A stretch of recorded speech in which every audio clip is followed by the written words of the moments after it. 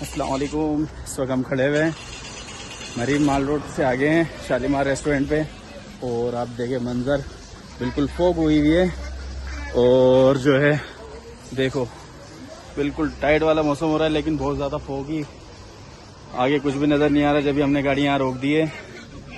ہاں یہ دیکھو,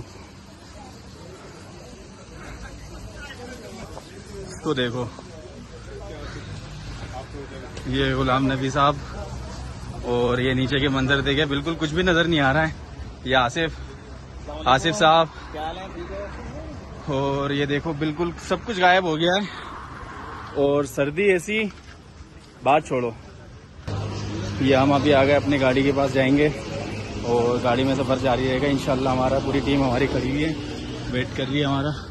یہ ہماری گاڑیاں ہیں, اور بہت زیادہ جو ہے سانس بھی نہیں آ رہا ہے.